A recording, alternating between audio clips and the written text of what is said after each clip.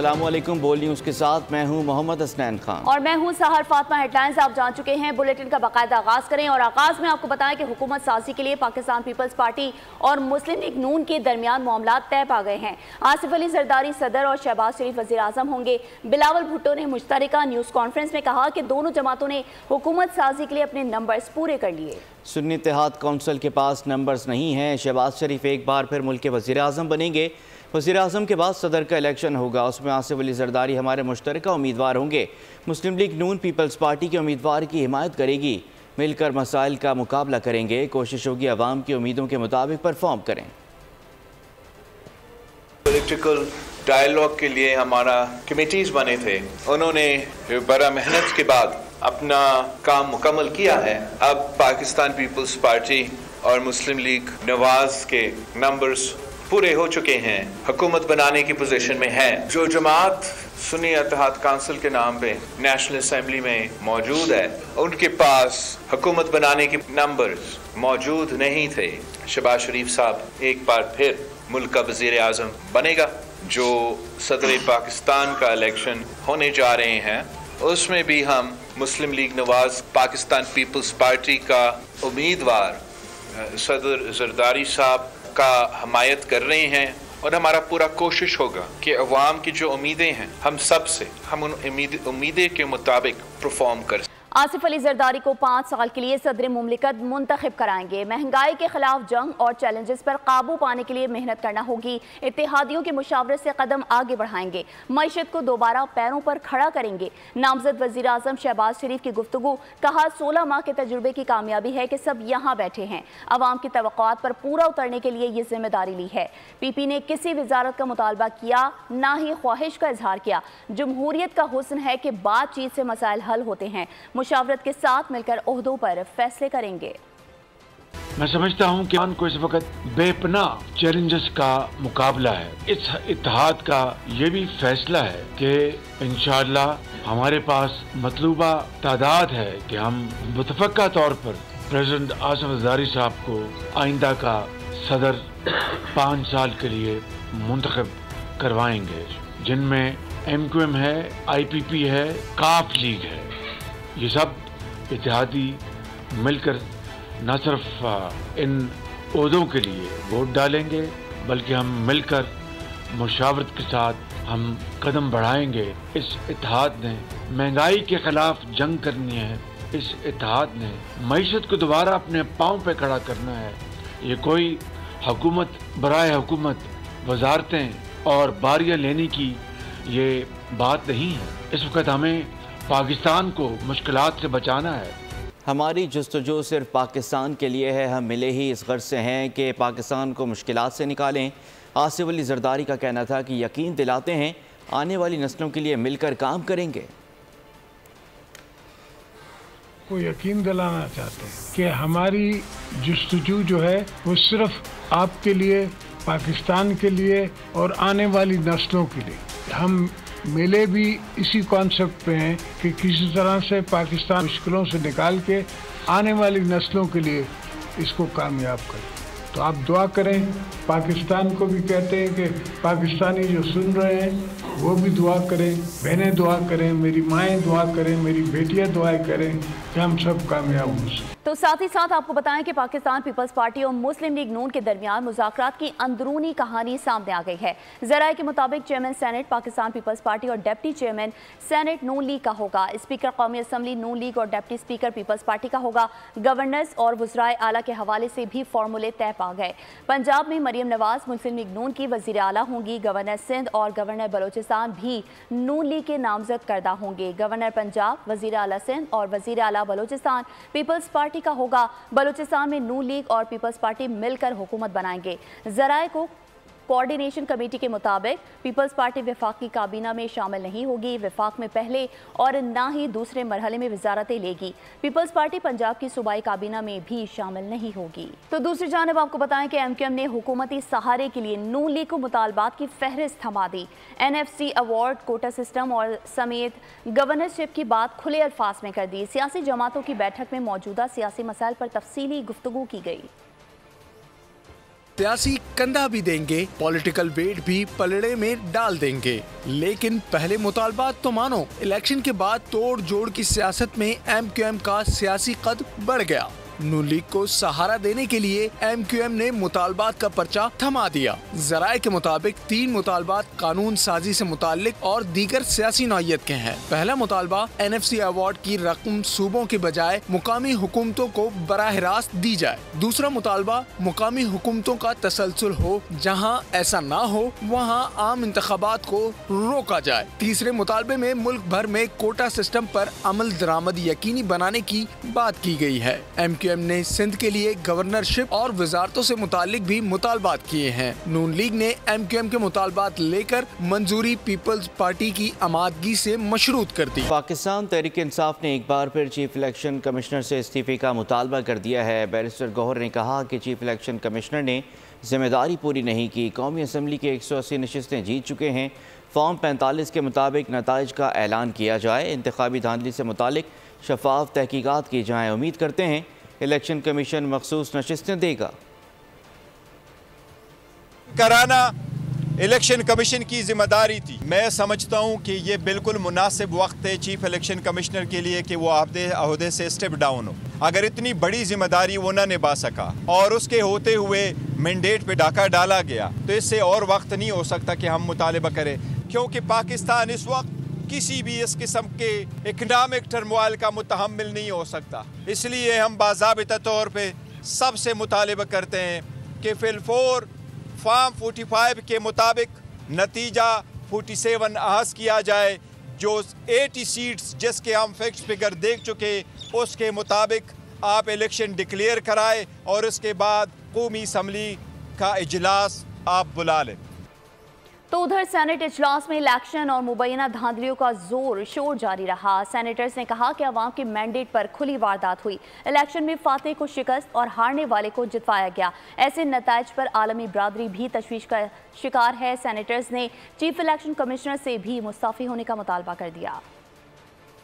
साथ बैठे जो जमहूरी क्रेडेंशियल्स रखती हैं, जो पार्लियामेंट के अंदर अगर मिल जाएं तो 2/3 अक्सरियत बनती है, उनसे भी बात कर ले।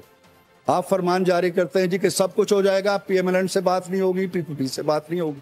ये कौन सा निज़ाम है? आप हुकूमत में होते हैं तो हाथ नहीं मिलाते, आप अपोजिशन में होते हैं तो हाथ नहीं मिलाते। क्या जमहूरियत इस तरह चलती है? जब भी अवाम का मैंडेट चोरी किया गया है तो इनारकी है। क्यों नहीं? जो अवाम ने मैंडेट जिसको दिया है, बनाने दें उसको हुकूमत, आने दें उसको, चलाने दें।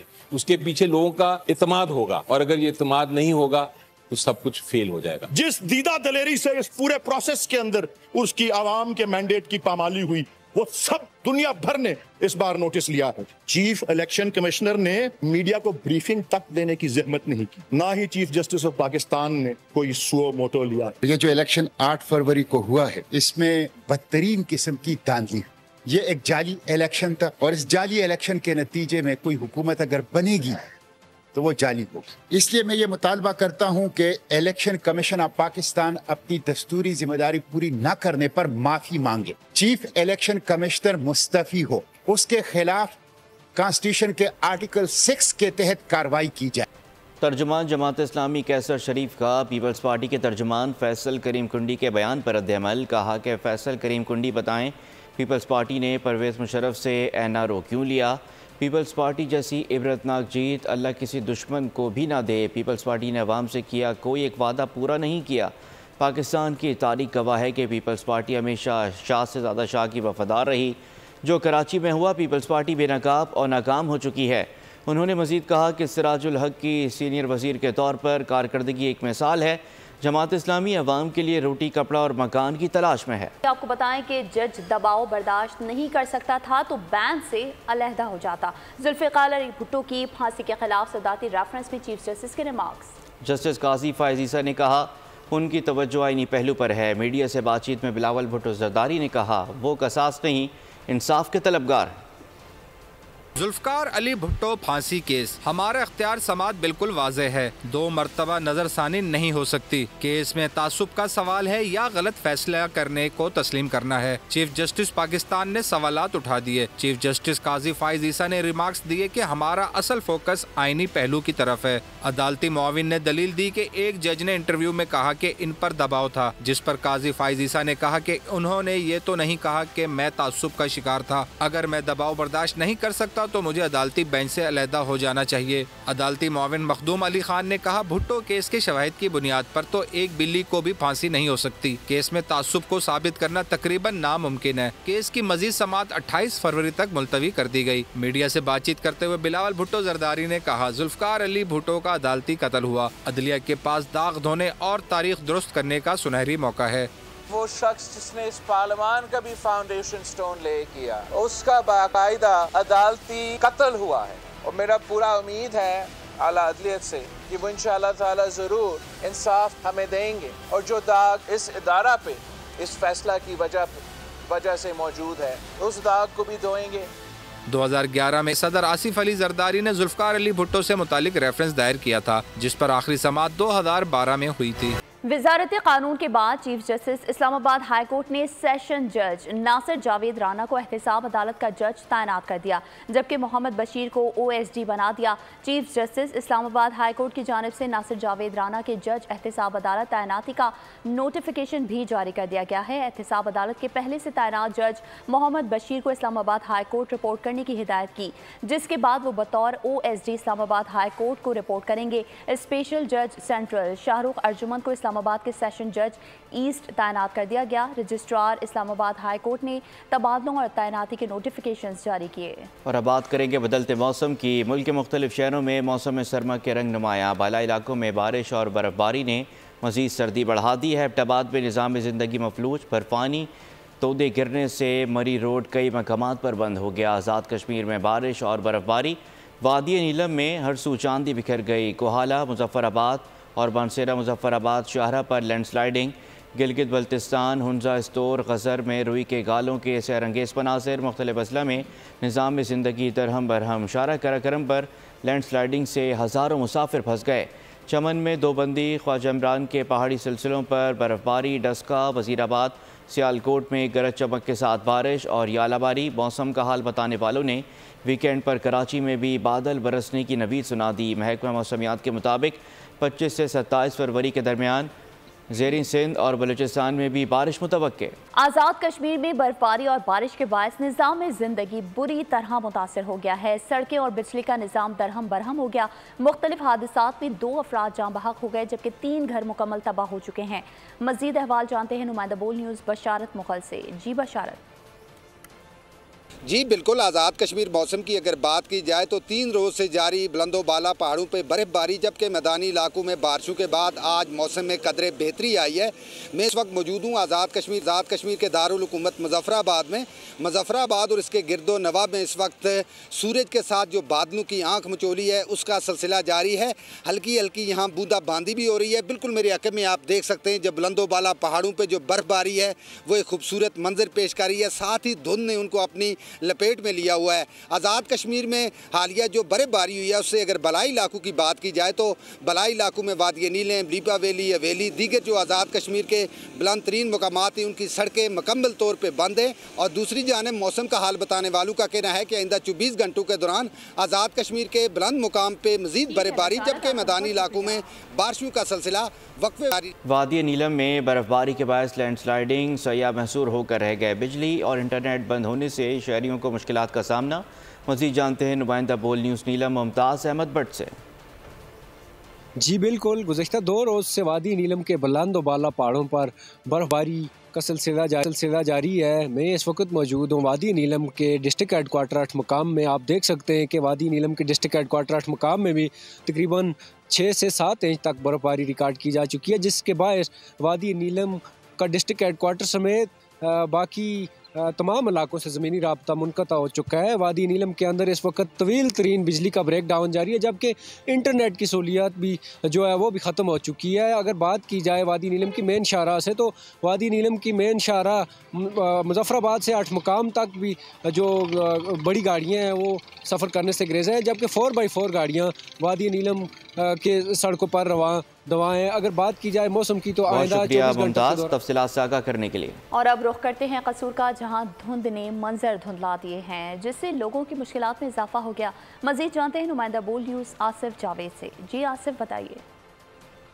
जी बिल्कुल, कसूर और इसके इर्द गिर्द के इलाकों को आज धुंध ने शदीद अपनी लपेट में ले रखा है। कल की निस्बत आज धुंध की निस्बत बहुत ज़्यादा है। और कसूर के अंदर एयर क्वालिटी इंडेक्स की बात की जाए तो कसूर के अंदर जो एयर क्वालिटी इंडेक्स है 157 रिकॉर्ड किया गया है, और जबकि दर्जा हरारत 8 सेंटीमीटर कम से कम और ज़्यादा से ज़्यादा दर्जा हरारत 15 सेंटीग्रेड रिकॉर्ड किया गया है। शदीद धुंध की वजह से कसूर के इर्द गिर्द के इलाके, जिनमें कोटरा दक्षिण रोड, लिलियानी रोड, गंडा सिंह का इलाका, ये धुंध की लपेट में शदीद किस्म के आज आए हुए हैं। शदीद धुंध की वजह से ट्रैफिक की रवानी भी मुतासर होती है। महकमा ट्रैफिक की तरफ से ये हिदायत जारी की जाती है कि ऐसे मौसम में जो सफ़र है वो कम से कम किया जाए और गाड़ियों के दरमियान फासला ज़्यादा से ज़्यादा रखा जाए, ताकि लोग जानी हादसात से बच सकें। और इस धुंध की वजह से बड़े और छोटे बच्चे और बूढ़े भी मुख्तलिफ किस्म की बीमारियों की। बहुत शुक्रिया। आगे बढ़ते हैं। मरी में बर्फबारी शहर की मदद से शहरी हादसे से मौज़ाना तौर पर बच गया। चीका गली रोड पर ट्रैफिक वार्डन शाहिद बर्फबारी के दौरान सयाहों की मदद करने में मसरूफ़ था। एक मिनी ट्रक फिसलता हुआ आया। हादसे में ट्रैफिक एहलकार की जान मौज़ाना तौर पर बच गई। शाहिद को अस्पताल मुंतकिल कर दिया गया, जिसकी हालत ख़तरे से बाहर है। लाहौर में बालाज टीपू के कत्ल की तहकीकात जारी हैं। पुलिस को एक और वीडियो मिल गई जिसमें हलाक हमलावर के साथियों को फ़रार होते देखा जा सकता है। पुलिस के मुख्तलिफ इलाकों में छापे, गोगी बर्ड और गनमैन भाग निकले। मुल्ज़िमान के मोबाइल फ़ोन से लोकेशन तलाश की जा रही है। लाहौर में टीपू ट्रकावाला के बेटे का कत्ल। अमीर बालाज टीपू के कत्ल में एक और पेशरफ्त। हलाक हमलावर मुजफ्फर हुसैन के साथियों की फरार की फुटेज मंजर आम पर आ गई। वीडियो में देखा जा सकता है वाक़े के फौरी बाद 10:43 पर काले रंग का वीगो डाला वन वे की खिलाफ वर्जी करते हुए गेट से बाहर निकला, जिस पर 3 से 4 लोग सवार थे। पुलिस ज़राए ने बताया काली वीगो गाड़ी पर लगी नंबर प्लेट भी जाली निकली। सेफ सिटी के कैमरों और दीगर CCTV कैमरों की मदद से गाड़ी की तलाश जारी है। मुख्तलिफ इलाकों में पुलिस के छापे। पुलिस ने ख्वाजा किल उर्फ गोगी भट्ट के घर को घेरा। गोगी भट्ट और गनमैन भाग निकले। इनके मोबाइल फोन से लोकेशन हासिल की जा रही है। अमीर बालाज टीपू को कत्ल करने वाले हमलावर की शनाख्त मुजफ्फर के नाम से हुई, जो हसास इदारे का साबिक एहलकार निकला। 3 रोज कबल DSP अकबर बिलाल बिल्ला के बेटे की शादी की तकरीब में फायरिंग से अमीर बालाज टीपू जाम बहक और 3 अफराद जख्मी हुए थे। खबर शामिल करेंगे खेल के मैदान से, जहां PSL 9 के अहम मार्के में मुल्तान सुल्तान्स ने इस्लामाबाद यूनाइटेड को 5 विकेटों से शिकस्त दे दी। टारगेट के हुसूल में 158 रन के साथ नुमाया रहे मोहम्मद रिजवान ने 43 रन की इनिंग्स खेली। इवेंट में मुल्तान सुल्तान्स की ये मुसलसल दूसरी फतह है। हुज़ैफ़ा इब्राहिम ने अमेरिका में मुनक्किदा Houston open under 19 squash championship जीत ली है। इवेंट के फाइनल में हुज़ैफ़ा इब्राहिम और अमेरिका के क्रिस्टियन कैपेपेला के दरमियान दिलचस्प मुकाबला हुआ। हुज़ैफ़ा इब्राहिम ने अमेरिकी खिलाड़ी को 3-1 गेम से शिकस्त देकर कैरियर का 35वां इंटरनेशनल टाइटल अपने नाम कर लिया। पेशावर के स्क्वाश कॉम्प्लेक्स में बॉयज़ अंडर 15 और सीनियर खवातीन स्क्वाश चैंपियनशिप में दिलचस्प और सनसनीखेज मुकाबले जारी हैं। इवेंट में मुल्क भर से 60 से ज़ायद मर्द और खवातीन खिलाड़ी हिस्सा ले रहे हैं। चैंपियनशिप 5 रोज़ तक जारी रहेगी। नवाब शेर की रिपोर्ट देखिए। नौजवान खिलाड़ियों और उम्र रसीदा खवातीन के लिए अपनी सलाहियतें मनवाने का शानदार मौका। बॉयज अंडर 15 और सीनियर खवातीन स्क्वाश चैंपियनशिप में 64 खिलाड़ियों की ट्रॉफी के लिए कशमकश। चारों सूबों समेत एयरफोर्स, आर्मी और HEC के खिलाड़ी शरीक। प्लेयर्स ने चैंपियनशिप के इनकाद को सराहा। आज मैं खेलने आई हूँ वुमेन सीनियर, जिसमें इंशाल्लाह मेरा चांस बनता है कि इससे पहले जो हुआ था उसमें मैं फाइनल खेली थी। मैंने इस टूर्नामेंट के लिए बड़ी मेहनत की है। पूरी कोशिश है कि मैं ये टूर्नामेंट जीत के रहूँगा। तो इंशाल्लाह भी मैं मैच जीतूंगा और इंशाल्लाह इस टूर्नामेंट को भी जीतूंगा इंशाल्लाह। इस तरह के टूर्नामेंट्स होने चाहिए, इससे हमारा जो आगे का टैलेंट है वो भी आगे आता है। साबिक आलमी चैंपियन कमरुज़्ज़मान ने कहा कि इस तरह के इवेंट से नया टैलेंट सामने आता है। हम जो टूर्नामेंट्स करा रहे हैं वो सिर्फ इसीलिए करा रहे हैं कि बच्चों पर ज़्यादा हमारा कंसंट्रेशन है, ताकि जो मुकाम हमने खोया है इनको मौका, जितना मौका इनको देंगे खेलने का उतना इनका कॉन्फिडेंस डेवलप होगा, तो इंशाल्लाह वो जो मुकाम हमने खोया स्क्वाश के अंदर वो बहुत जल्द हम हासिल कर लेंगे। 5 रोज तक जारी रहने वाले इवेंट में खिलाड़ी टाइटल के लिए पुरज़्म है। कैमरामैन मोहम्मद हुसैन के साथ नवाब शेर, बोल news, Peshawar. Pakistan international school दमिश्क में तलबा की शानदार कामयाबी पर पुरवकार तकरीब। शामी वज़ीर तालीम मोहम्मद आमिर मर्दीनी की बतौर मेहमान खुसूसी शिरकत। पाकिस्तानी सफ़ीर शाह अख्तर अलवी ने बैनुल अक़वामी प्लेटफॉर्म पर अपने मुल्क की नुमाइंदगी करने वाले तलबा की लगन और मेहनत की तारीफ़ की। अमरीकी शहर डलास में हेल्पिंग हार्ट केयरिंग सिविल नामी रिफाई तंजीम की फंड रेजिंग तकरीब मुनक़िद हुई।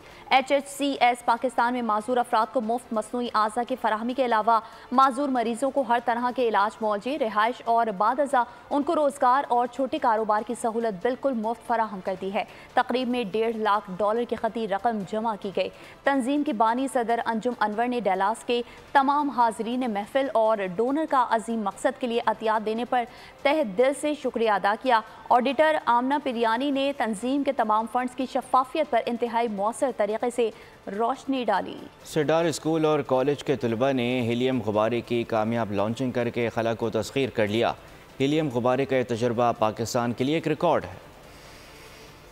और बुलेटिन के आखिर में आपको बताएं, हॉलीवुड फिल्म अवतार दी लास्ट एयरबेंडर का फाइनल ट्रेलर जारी कर दिया गया। एक्शन और सस्पेंस से भरपूर फिल्म 22 फरवरी को बड़े पर्दे की जीनत बनेगी। और इसी के साथ बुलेटिन से फिलहाल इतना ही। मजीद खबरों और अपडेट्स के लिए विजिट कीजिए हमारी वेबसाइट bolnews.com और देखते रहिए बोल न्यूज। सब्सक्राइब करें और बेल दबाएं ताकि कोई खबर रह न जाए।